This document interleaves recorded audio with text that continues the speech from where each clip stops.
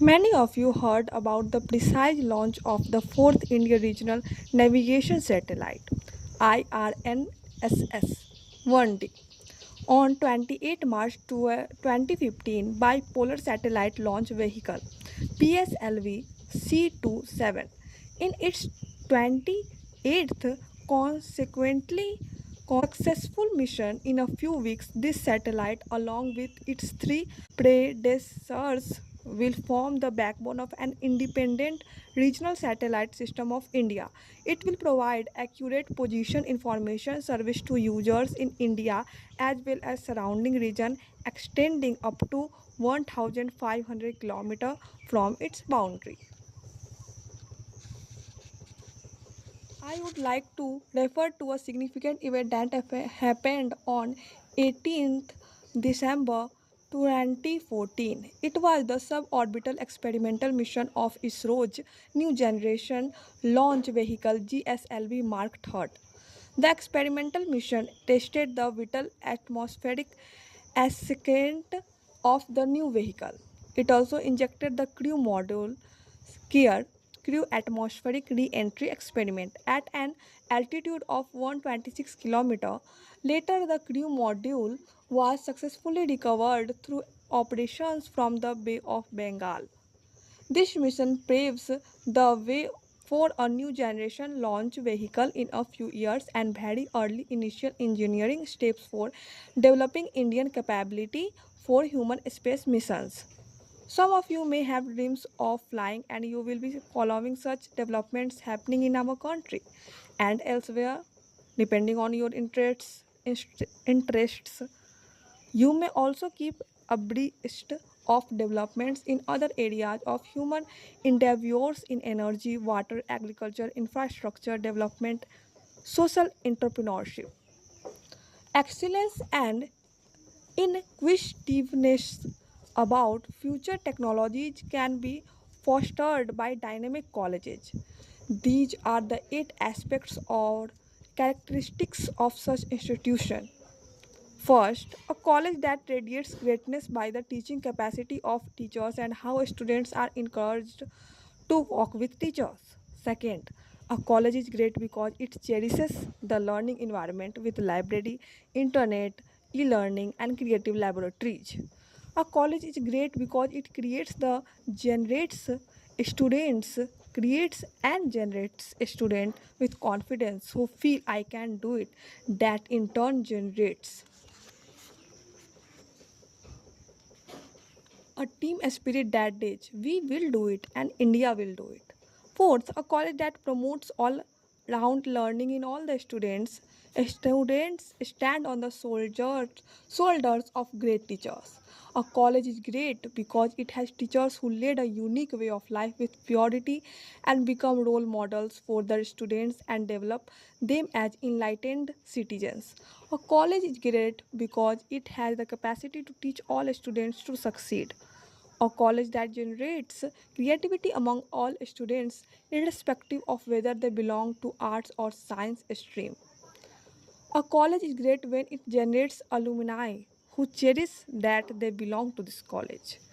The challenge of empowering 3 billion population of the world has multiple dimensions. Let us discuss four major such trends which will emerge and need to addressed. First, new consumption. If growth and development is to reach the world's population, it will bring about a colossal shift in the consumption patterns, pushing new demands for products so far unknown to half of humanity. For example, the current consumer expenditure per capita is about $800 for India, $1,500 for China, and $6,000 for Brazil. Compared to that, the same figure for USA stands at 35,000 per capita dollar, and for UK it is about $22,000. It is further estimated that a person born in 2009 in emerging economics will consume roughly 35 times more in real terms than a person born in 1979. This is bound to create a demand for fresh set of products and service which suit the local needs and context. And multinationals will face stiff competition for smaller but local players. This will also include human development sectors such as education and healthcare, where we are already seeing rise of distance learning, non-cognitive abilities, and generic, generic medicine. Empowerment of 3 billion needs to be innovative to suit local context and communities. Environment. It is well established that the wage of the currently development societies are unsustainable for the planet Earth.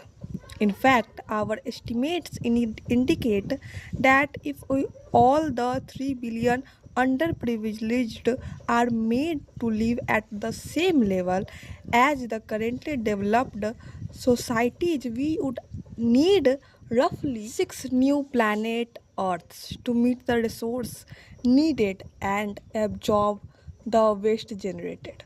Even today, we are generating over 30 billion tons of carbon dioxide in the atmosphere, and it is expected that if current trends continue, Earth would be irreversibly harmed beyond the year 2030. Empowerment of 3 billion needs to be concise of the impact on the environment.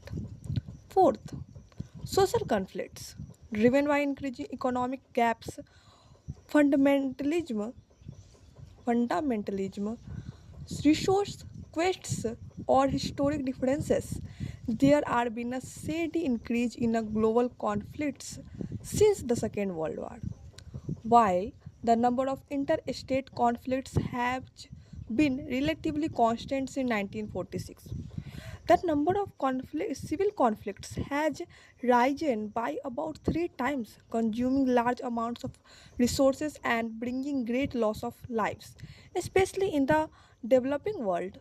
The 300 richest people in the world command more wealth than the bottom 3 billion people. Equity in opportunity. Basic human development for all the conflict resolution mechanism at local levels is the need of the hour. Empowerment of 3 billion needs to the equitable, just and create opportunities for everyone. Let us recall Maharshi Patanjali, who said 2005 years ago, when you are inspired by some great purpose, some extraordinary project, all your thoughts break into bonds. Your mind transcends limitations.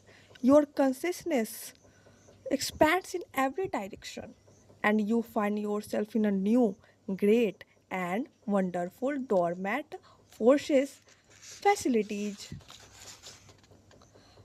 talents come alive, and you discover yourself to be a greater person by far than you ever dreamt yourself to be. From address at Vijaya College, Bangalore, 30 March 2015. Thank you.